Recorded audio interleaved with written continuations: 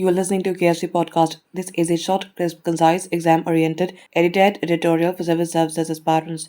The topic for this podcast is India needing to be less inhibited on free trade. Source for the content is Ajit Ranade's article for the Free Press Journal. 3 years ago, India abruptly walked out of the Regional Comprehensive Economic Partnership, that is RCEP, a free trade agreement among 15 nations, including China.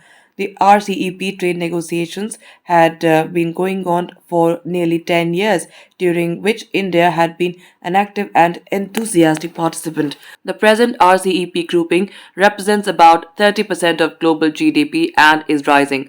Intra RCEP trade without India is worth $2.3 trillion. The RCEP agreement finally came into force on the 1st of January 2022.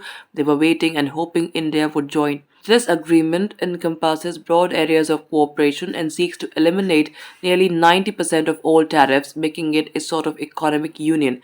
India's apprehension and eventually not joining was perhaps due to a fear that Chinese goods would enter duty free into India, swamping the market.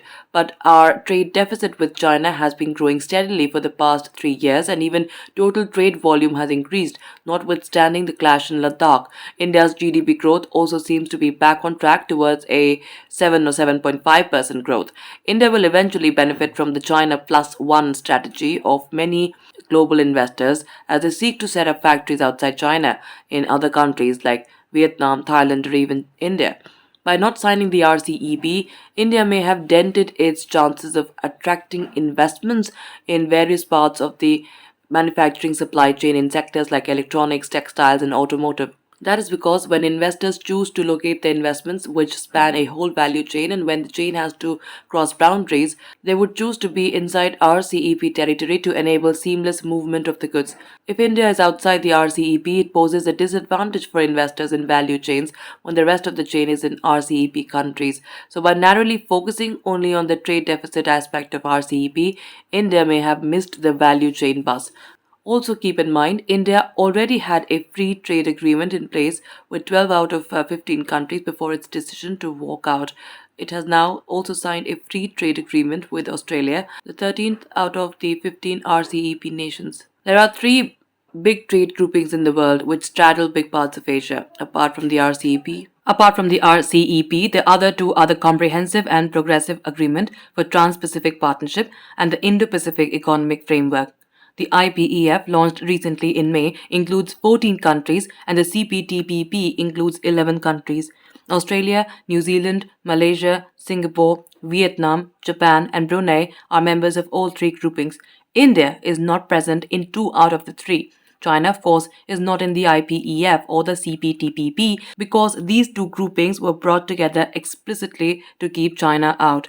The CPTPP is a modified version of the TPP, which was led by the US under the leadership of President Barack Obama. But under President Donald Trump, the US withdrew from the TPP and has not rejoined the newly named CPTPP. It was meant not just to be a trade agreement, but to influence and shape the emerging trade rules in the Asian region and to counter the clout of China.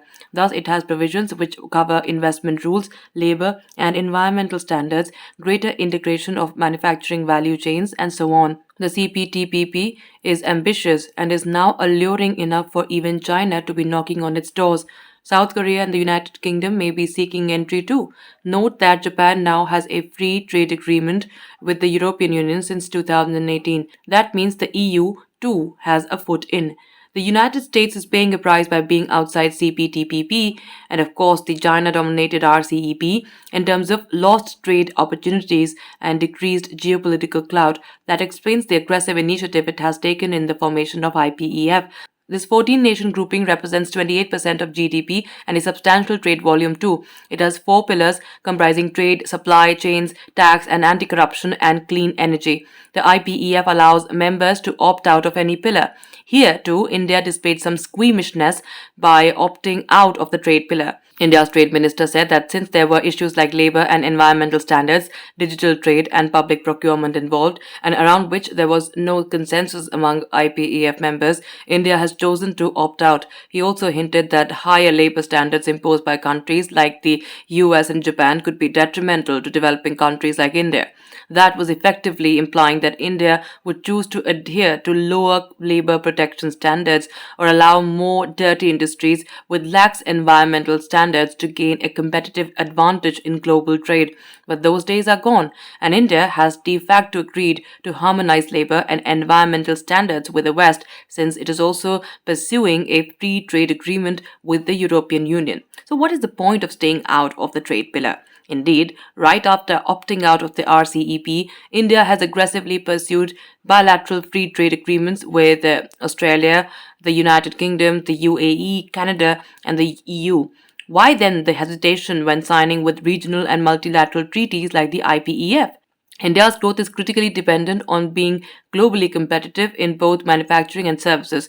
We also have to be committed to the principle of openness in international trade. Our tariffs should be moderate, and we have to desist from frequent and instinctive protective measures to shield our domestic industry from global competition. And with our commitment to employment generation, not just value addition, India can benefit more from global engagement. The window of opportunity due to China Plus One will not be open forever. Labor intensive exports give us our competitive edge, be it in textiles, tourism, agro processing, or software services at the higher end. It is in our interest to embrace free or nearly free trade across all sectors.